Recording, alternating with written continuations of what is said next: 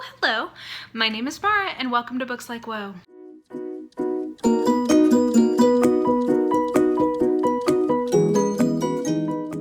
So it's time for my monthly What I'm Reading Right Now video, and things are going okay this month. They're not going as well as last month. I think I'm having a little bit of like analysis paralysis trying to figure out what books I want to read because I'm not as bound in terms of like I'm trying to read mysteries. I have so many like fiction books that I had built up that I wanted to read that I'm like, which one do I don't know which one I want to read right now. Like I'm having a little bit of that. So I've gotten through a few books, and we'll start by talking about that. But I think I figured out what I need to do to have a little less kind of overload to get through some other things. So let's start with the books I've read, then we'll do what I'm currently reading and what I might read next. So notable things that I have already read include, I did read You Think It, I'll Say It by Curtis Sittenfeld. This was one that I talked about in my most anticipated releases at the beginning of the year, and this was my first experience with her, and I can't say that it was an amazing experience. This is a collection of short stories, and I love short stories. If you've watched this channel, you know that. And I thought these were perfectly fine, but not particularly memorable. I think I gave this like a 3.5 out of 5 on Goodreads. It was good. It just wasn't, I don't know that it really enticed me to keep reading her. Maybe. I think the key now is to find something from her that the synopsis sounds like something I would really like, but it didn't hook me quite as much as I'd hoped. So there, I read that. I read This Will Be My Undoing by Morgan Jenkins, which was another one on my most anticipated list of the year, and it was also on my short list of 13, and I really enjoyed this. Now, when I read it initially, I gave it a 5 out of 5 stars on Goodreads, which is a 6 out of 7 on my scale, but upon reflection, I actually dinged it down to 5 out of 7 / 4 out of 5 stars on Goodreads. And the reason I did that was because I think that it has a lot of the kind of weaknesses that memoirs from people who are not that old have. It shows so much promise, and there are several things in it that I was just like, this is beautiful, this is really illuminating. I think that this has like some really interesting things to say. But upon reflection, I just realized that I don't think it's as good as, I was really enjoying it when I was reading it, but when I thought about it in retrospect, I was like, I don't think this is quite as good as I thought it was when I was reading it. So still really good. Like I would still definitely recommend this one. I think it's really interesting, and I think it's very promising. Like I'm very excited to see where she goes, and like hopefully she continues to develop as a writer. And I think when she gets a little bit more life experience, I say this, she's only like 3 years younger than me. So like I would probably have the same critique of something I wrote now. I think she might have a little, I don't know, I think that it will kind of deepen her thinking, basically. But I still think this is hugely promising, really interesting, and definitely worth picking up. The best thing I've read so far this month was The Broken Girls by Simone St. James. Now, I wasn't sure what to think of this. Like, I'd heard some hype, and I actually regret, because it was available as one of my Book of the Month Club picks, and I didn't pick it, and I wish I had, because I would like to have a hardback of this. I'll have to look for it at the used bookstore, but it was so good. It's basically a mystery set both in 1950 and 2014, going back and forth, and it's about a girl who disappeared at a boarding school in 1950, as well as present-day girl investigating her sister's death in the 80s, which took place at the same boarding school, but after the boarding school closed. That sounds confusing. It's not, actually. The dual timeline is handled really, really well. I didn't realize, but this is basically kind of also a ghost story, and I thought that was handled extremely well. I thought that this book does what good genre fiction can do, which is take a metaphor from the killing, basically in this case, like from the mystery, and extrapolate that and like have thematic depth with it. I thought this book definitely did that. It's in the titles, The Broken Girls, this idea of like what it has meant to be a broken girl at different times, basically in the last 100 years, and like exploring kind of the interior life of broken girls.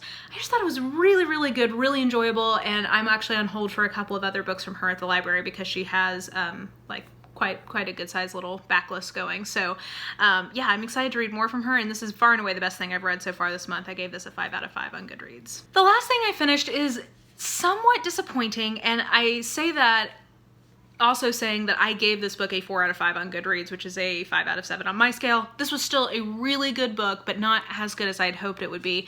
I talked about this in my What I'm Reading Right Now last month, and that is Children of Blood and Bone. Now, hear me, this is excellent, and I would still strongly recommend it to people. Like, if you are interested in this book, completely, like, get it from the library, buy it, whatever. I'm so happy for the author. She seems like a goddamn delight. And I'm so excited that this exists, because I just feel like this is such a celebration of a non-European magic system, which I think we all want to see more of in fantasy. Like, N.K. Jemisin is doing some of that and succeeding with it. Like, I think that there are more and more books with fantastical elements that are not based in, like, medieval Europe or whatever. I think that, like, I hope publishers are getting the message that it's fucking cool and that more people want more of it. So, like, I think that's awesome. I just think that this does suffer a little bit from the fact that this is the author's first book. The more I got into it, the more I could tell that. I just think that there's some real pacing issues in this book. I thought that I was struggling to get through it just because of me, but I don't think it's entirely just because of me. I think that there is too much crammed into this book, basically. And some people complain about some insta-love elements. That hardly ever bothers me, especially if there's any kind of magic involved. I'm like, whatever, I'll roll with it. Like, that doesn't break my, belief. I can still suspend my disbelief for that. I just think pacing-wise, this has some problems. I think that this is an incredibly emotional book. Like, this made me cry a lot, and it definitely made me think a lot, and I really appreciated that. I just don't think the writing is as strong as I would like it to be in some places, and again, I just think there's some pacing issues. So I want to put that caveat out there, because I think my expectations were so high from this that probably somewhat impeded my enjoyment ultimately of this book. But like I said, it's still a 4 out of 5 on Goodreads. I think this is a really, really good book, and I will happily continue to read in this series because the magic system is so fucking cool. I really, really like the magic system. That is the best thing that this book has going for it, I think. And I hope they do make it to a movie. I know it's been optioned or whatever, so I think that would be a great movie. But yeah, a little disappointing, but still a really good book. I feel like I'm kind of straddling the line here, but I would encourage people to give this a try because I think it's really, really good. Okay, getting into things that I'm currently reading. I've got the Iron Curtain going. I'm reading that on audio and in print. I was also reading that last month. I will still probably be reading it next month. I'm going really slowly through that, just reading a few chapters here and there when the fancy strikes. Still really good, still really, really dark, really bleak. It's a bleak period of history. It's about Eastern Europe in the Soviet bloc after World War II, basically. So really good history, but slow going. I just started The Happiness Project by Gretchen Rubin, which is the last of her backlist for me to read. I've been really enjoying her work and kind of going through all of her books, and this is her first one, and I think most popular, best known one, so I'm interested to see how that goes. I really enjoyed Happy at Home, so I'm hoping that this will also be good. And then I'm doing a buddy read with Dane Reads of Agatha Christie's Autobiography, so I will start this tomorrow. I haven't technically started it, but I consider it currently reading because I will start it in the morning. Yeah, I'm really excited for this just because I see this reference so much when I'm doing my research for Project Poirot videos, and the snippets that I've read make it sound very delightful. So I think this will actually be like a really, I think, a fun read and very illuminating for me to get to, and I think will enrich what Project Poirot books I have left. I think it will probably deepen my appreciation for her work. So excited to do this. And then I'm doing right now a buddy reads of Truthwitch by Susan Dennard with, there's 4 of us, Bethany from Beautifully Bookish Bethany, Leanne from Leanne's Library, Lauren from the novel Lush, and Amanda from Amanda Venture. I think that's her handle. I'll link them below. But yeah, I'm really enjoying this. This is the first time I've done a buddy reads in this way before, and I'm having fun doing that. So thank you, ladies, for being awesome. But also, yeah, this is just, I'm into this.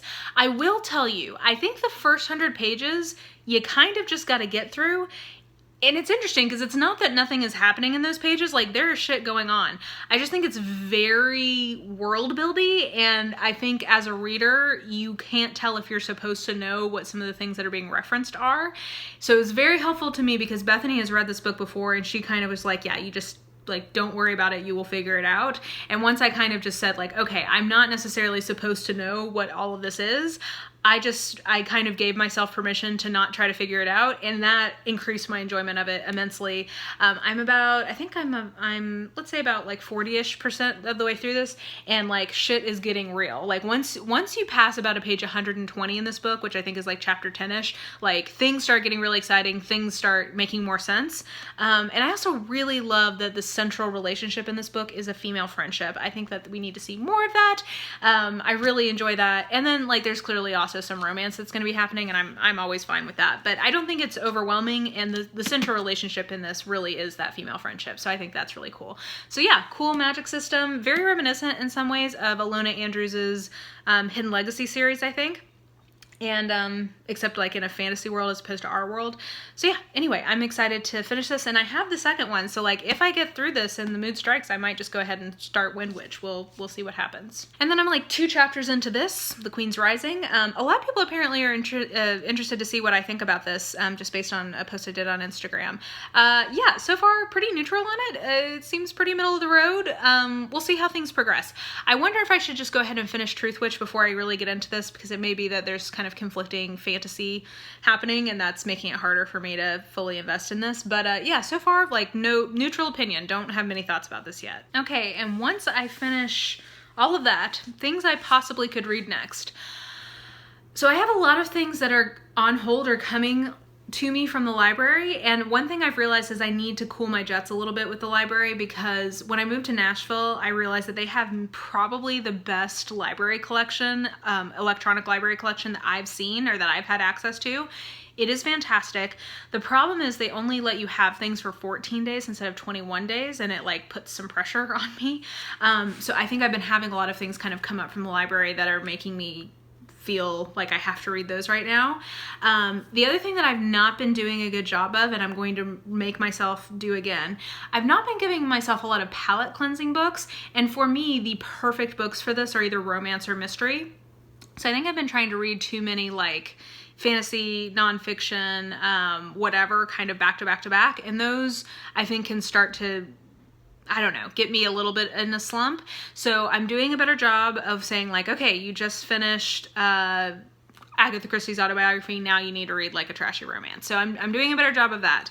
But things that I have out from the library or that are coming to me from the library very shortly are 3 in-depth books, just the way that that timed out. So those are kind of palate cleansers anyway, so I think that will be okay. I have an Enchantment of Ravens out, just because there's been so much sort of like shit stirring about that I'm intrigued by it, and I just kind of want to, I don't know, like I want to see what I think about it. I have Man Card from the library. That's by Sarina Bowen and Tanya someone. That's a palate cleansing type book. I have Year One out right now from the library, but I might let that kind of lapse because it's a big book and I want to enjoy it. I don't want to rush through it. Oh, and then I also have Enlightenment Now by Steven Pinker, and it's sort of like a case for the Enlightenment continuing, and I've heard it's really, really good. So I believe he's also the author of The Better Angels of Our Nature, which I'm really wanting to read at some point. I think I'm going to get that from Audible because it's not available as audio from my library, and I think that's one I would like as Audible. Anyway, I have that out right now from the library, and I think that will be really intriguing. I've heard good things about it. So those are all my library books that I have right now from the library books from the library. There you go. And depending on how all that goes, I also have 5 physical books that I might try to get to. We'll see, because we've only got a couple weeks left here, and that's a lot of bookage happening. So the physical books that may or may not get worked in here, and actually these 2, I think at least one of them will, just because they're short, and that's Down Among the Sticks and Bones and Beneath the Sugar Sky. I talked about this last month. Yeah, I'm wanting to get to at least Down Among the Sticks and Bones probably this month. I have Feel Free from Zadie Smith, which is a collection of essays. So again, just depending on kind of how the timing of palette cleanser versus more substantial book goes, like depending on how alternating between those goes, this might happen this month. I do want to make sure I get to this by the end of May, just because, I don't know, I feel like I bought it when it first came out and I want to get to it in a timely fashion. Similarly, 2 books that came out on April 3rd that I'm very excited to get to both of these. One is Dread Nation by Justina Ireland. I'm definitely not alone in being very excited about this, but it's fucking zombies in the Civil War or like Reconstruction era, and I just think it's gonna be so good. I'm really like, I want to If I don't get to this month, I do want to get to it soon because I think I'm really going to enjoy it. And then a more literary novel is How to Be Safe by Tom McAllister, who is one of my favorite podcasters. I love the Book Fight podcast. I've talked about that in my podcast recommendations. And yeah, this is about a teacher like tangentially related to a school shooting and how that like impacts her life. So I really enjoy him, so I'm hoping that I will enjoy reading a novel by him. It's you know, not that big, so I appreciate that as well. So yeah, maybe this will happen this month. So yeah, as always, very ambitious TBR. We'll see how much of this I do or don't get to. Like I said, I think I've kind of solidified in my mind that some of the problem is that I haven't been giving myself some palate cleansing reads. So I'm going to reincorporate that into my reading diet, even if it means that I'm not getting to some of the more substantial books as quickly as I want to. I think just for the overall good of the order, I need to be more deliberate about that. So that was a lot of books. We'll see what happens. Like I said, not as good of a reading month so far as I had in March, but I have hope, and I definitely am currently reading some things that I'm really enjoying, and I think I have some things lined up that I will also really enjoy, so we'll see how it goes. But anyway, that is what I'm currently reading right now. You can always find what I'm reading by following me on Goodreads. I stay pretty up to date on that if you're ever curious. My information on that is listed below. But yeah, I think other than that, that will do it. If you enjoyed this video, please like, subscribe, follow me on the social medias if you are so inclined. I have all that information listed in the description box below. And I think that will do it. I hope you guys are having a really good day. I hope you're having a good reading month so far. Let me know what your favorite thing you've read so far this month is below. And I will just talk to you guys soon. Bye!